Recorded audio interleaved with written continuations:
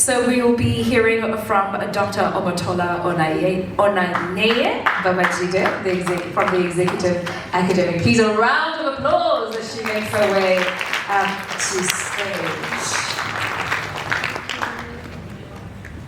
Are you tired? No.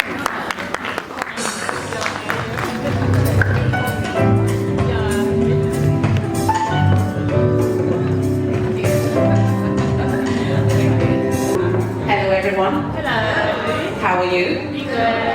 I'm sure you must be finding it a little bit strange to have this kind of topic, personal development.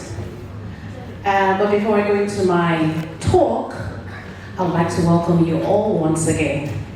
My name is Omotola. I'm Yoruba from Nigeria originally, but I'm based here in Capetown, where I lecture in the university. I call myself the executive academic. Why? I have been in academia for more than 20 years. I started teaching 23 years ago. And in 2020, I decided I was going to brand myself. I was going to be different. I was going to be unique. I wasn't going to be just a mediocre academic. As you all know, when we were in the universities, most of our academics or most of our professors look a certain type of way. And most of us never wanted to be lecturers. Why? Because we were poor. Most of academics are not well paid. And most of them are very brilliant, but they are not very affluent. So I decided I was going to be different. And that is when I started topics on personal development, on executive presence, on things that will make ordinary, brilliant people stand out. And with this, I want you to say to your next fellow person sitting right next to you, tell them, or tell her, or him, you're bold, you're powerful.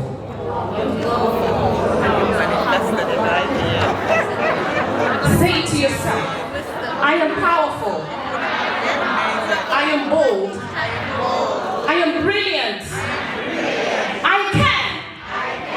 I manifest. I will not manifest fear. And I can do all things through Christ who strengthens me. Clap for yourselves, everybody. It's really a privilege to be here. This is my first speaking engagement outside of academia. In academia, we speak to professors, and the language we speak is the language of books. However, I made a decision that I was going to be different. I was going to use my academic intellectualism and make it cut across all boards. I want to be relatable to people who are brilliant, people who are not so brilliant, people who are in politics, people who have the money, people who have the moolah, like we call it in my language. People who run countries, people who are powerful. I just don't want to be brilliant in classrooms. I want to be brilliant in front of people. And that brings me to a little bit of my background. I'm going somewhere here and I want you to follow me. I have a BSc in chemistry, industrial chemistry. I have my master's in industrial chemistry. I have my PhD in environmental chemistry. Wow. I did my research on South Africa and ESCOM. In other words, ESCOM is the biggest electricity generating company in South Africa. And now they wanted to beneficiate the fly ash, the waste product from the coal, and find what other uses they can use for the fly ash. And they wrote a project and said to my supervisor and said, look for women, females, wherever, just look for somebody who's going to solve this problem for us. We want to be able to turn the fly ash into something that is sustainable, into something that is useful. And so they contacted me. At the time, I was a mother. My daughter is there in the crowd. Say hi. I was a young mother. I have 2 kids. She was 7 at the time, and I had a boy who was 5 at the time. Having a PhD wasn't on my plan. But when I saw the money, they were going to pay me to do the research, I changed my mind. And so I came to South Africa, and that has been the turn in everything. Anyway, with the research, we were able to convert the fly ash into a catalyst. I was able, and that's one of the things that women do. We are not very self-confident of our achievements. We feel that when we talk about our achievements, we are boasting. But I found that men that don't even know anything, they are so boastful. They don't know, and they will come and talk with so much confidence, and I'll be like, oh my, this man is talking nonsense. But he's talking nonsense with so much confidence. How much more we women that are so full of brilliance? Why can't we talk and be bold? Thank you. And so I was able to convert fly ash into a catalyst. And this catalyst, I was able to use it to catalyze, it's called a trans-esterification reaction, and convert waste oil into biodiesel. And we'll talk about that in the panel session that I'm going to be moderating later on. So why am I telling all that story? I'm telling you that story because a lot of us are hidden. We are not exhibiting or blossoming or being the best we can be because we are hidden. Personal development makes us shine, and I'm going to talk a little bit about it today. I'm a little bit nervous. I want to calm down. Can you help me to calm down? Thank you. I want you to hold my hand. Thank you. All right. Okay. So my topic today is empowering women, personal development strategies. I'm not going to waste time. 5 minutes, I'll be out of here. In academia, we talk a lot. But here, I'm not going to talk a lot. Okay, I was very particularly inspired by this topic because I believe that as women, being empowered makes us powerful. And when I mean empowered, I'm not saying being rich. I'm not talking about money. I'm talking about you. Say after me, the greatest asset I have is me. You're not telling me with confidence. The greatest asset I have, Omotola, I have is me. So no matter where I go, no matter what happens to me, no matter what circumstances, COVID, after COVID, trans-COVID, post-COVID, pre-COVID, whatever, I will shine.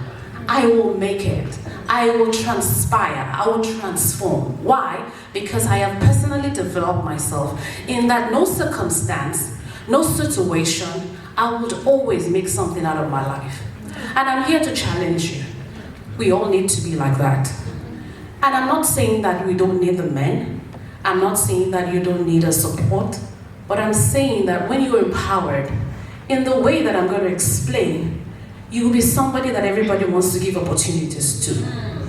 And when you have opportunities, then you build them. Yeah. Okay, next slide. So what is personal development and why is it important? Personal development just means that you're developing your person, you. And it involves improving your skills, your mindset, your confidence, setting goals for yourself, learning new things and taking action to drive your dreams and achieve your dreams.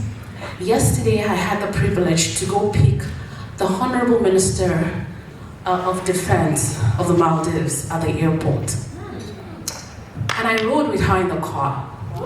I came to the hotel, we ate together on the table. Why? How did this happen? Because I have personally developed myself.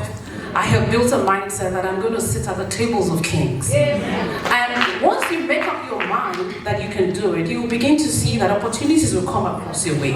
You will begin to have influence and connections to people that you never thought you could. And I know the minister is going to invite me to the Maldives very soon. And I'm going to be showing pictures on my Instagram page. Thank you. Thank you in advance, ma'am. Next. Okay. So in my capacity as someone who is a little bit learned, I want to tell you how you can personally develop yourself in such a way that will make you stand out. Number one is value. You cannot be somebody that can maximize your potential if you don't have something to offer. You must be a person of value. Why are you wearing the clothes that you're wearing, sir? You're wearing it because it has value. It's covering you. It's making you look attractive. It's protecting you from the temperature. A lot of us have experienced the cold winds of Capetown, and you aren't seeing nothing yet. Yes, Capetown is so beautiful. By the time we go for our tour, you will see the ambience and the aesthetics of the city, and I'm sure you will love it. And I want to apologize on behalf of South Africa. Sorry for the load shedding. I know a lot of you have been feeling a little bit uncomfortable. This too will pass. It shall pass. So you have to have value. It's only value that you can give in exchange for money. And that's why we women, we are naturally valuable to God. We have so much that is inside of us that makes us stand out from men. Yesterday, Belema was saying, you women, you just enjoy. In other words, he's saying, women find it easy. Why? Personally, I find it easy sometimes to get yes from men. All I need to do is to wink my eye or be flirty a little bit. Is that not true? Yeah, we can find our way around these things. However, that is not value. Value is when you give something more in exchange for what you get. So for example, now I'm speaking, I'm giving you value. And I know that by speaking up, by talking, I have deposited a lot of information and knowledge and understanding in myself that I'm offering out. And by this experience, I know that some people might want to call me, be my friend, or want to give me money, or want to give me opportunities to speak sometime in future. That is value. So, in whatever you do, please be valuable. Because there's one thing, value does not beg. If you have value, you don't need to beg. You don't need to say, you just say, this is my charge. And because they know you're valuable, they will pay you for what you say you want to get paid for. The second one is strategic relationships. And I'm going to say a short story. I met Belema, the organizer of this conference, by coincidence. I have never heard of African Women's Summit before. Somebody just sent me the flyer and asked me, did I hear about it or something? I said, no, I've never seen this before. And then he said, okay. And then I started asking around, because one of my goals for 2023 was that I was going to increase my network. I was going to have, begin to associate more outside of academia. Academia is we're very serious people. And we're very, I don't want to use those words, but you know what I mean. We're not very open-minded. Yeah, and we always believe other people are stupid, Apologies. Yeah, when we start to argue and you don't talk intellectually, they think, Anyway, so at the end of the day, I paid for I got interested and I was like, this is something that I think I would want to attend. And then I paid, and unfortunately the payment didn't go through. So I had to look for who was in charge, and I got in touch with Belema. And then he told me, sorry, this money hasn't gone through. And that's how we started talking. And then I noticed that they didn't really have a lot of people that were on ground to help them run things. And then being strategic, you know what I did? I told him, I said, Belema, I'm living here in Capetown. I have a house, I have a car, I have networks, I have people. I can help you do these things. I didn't say it directly, but I was just offering, And then he was like, where have you been all my life? And that's how I got into this program. And if you see me at Belema, you think that we've known each other for a long time. I met him for the first time in my life yesterday when I picked him up at the airport. So clap for me now. that relationship, I have met all of you. So what am I saying? You have more, so much deposited in you if only you will be courageous enough to harness it. Strategic relationships, you have to be strategic. Women, we have to be strategic. Elegant women are strategic. Elegance, strategy is one of the things that elegant women have. I can come up to her and say, Madam, please, I need 1,000 naira. And she'll say, I don't have. But if I come to her and say, Madam, you look so beautiful. I really admire your way you spoke. However, I'm willing to offer you a service. Do you want me to offer you the service? And if she says, if it's of value to her, she'll say yes or she'll say no. And then I can renegotiate. What am I doing? I'm being strategic. I'm not just going to forcefully have a relationship with her. You have to give something to take something. Next, reputation. I see it on social media all the time. A lot of younger generation just want to blow without building, without having foundation. I started teaching 23 years old. Now I'm going to be 45.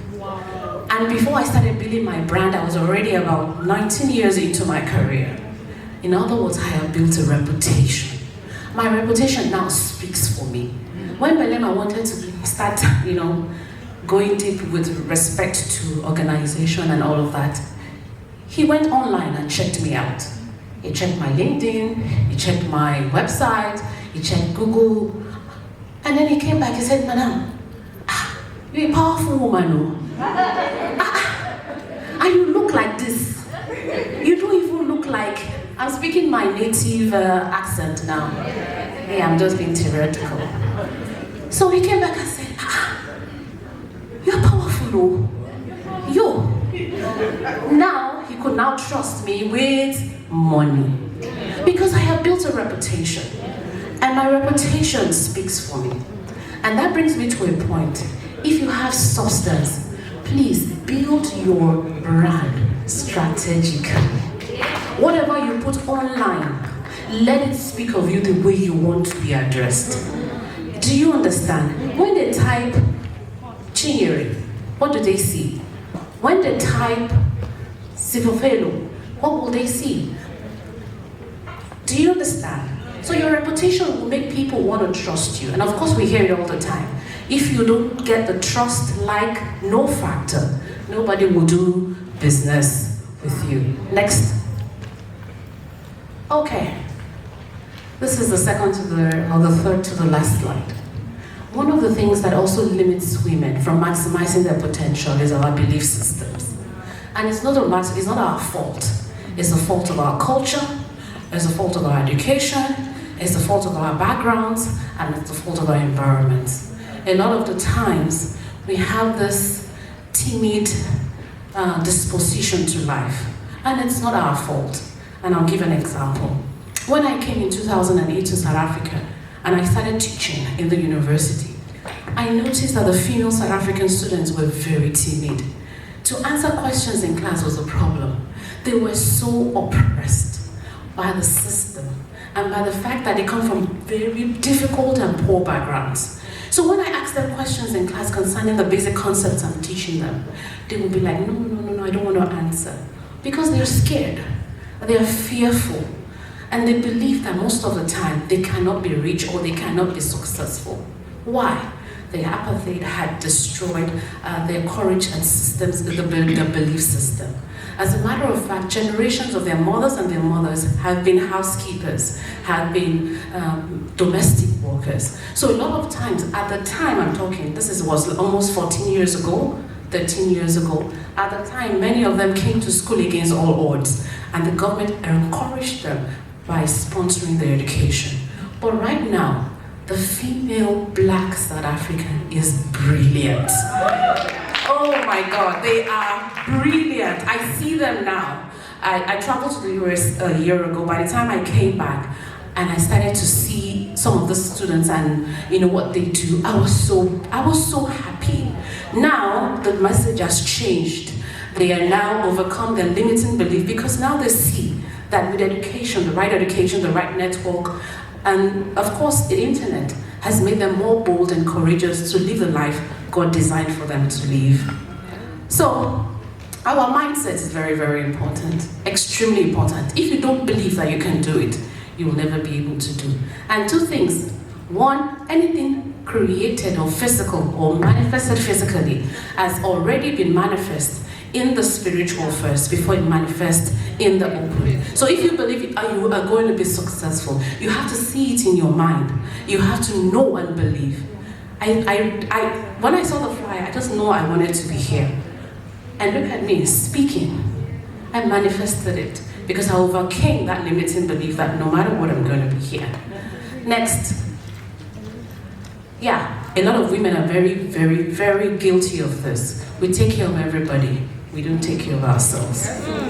Yeah, we take care of our husbands. We take care of our children. We come last. Things are changing nowadays anyway. But as a matter of fact, we still need to do more in this area. Go and check your blood pressure. Do cancer, cervical cancer tests. Go and do breast cancer tests. Take rest when you need to. Be careful of your mental health. All of those things are very, very important. And one thing I also notice, a person that is grateful, that practices gratitude, would always get more, would always receive more. Opportunities will open for that person. So let's give him gratitude. And with that, let's say thank you to the organizers of this conference. It was really, really hectic organizing this thing. I can tell you, behind the scenes I was there, it was really, really hectic. And they needed to be applauded. Next. Yeah.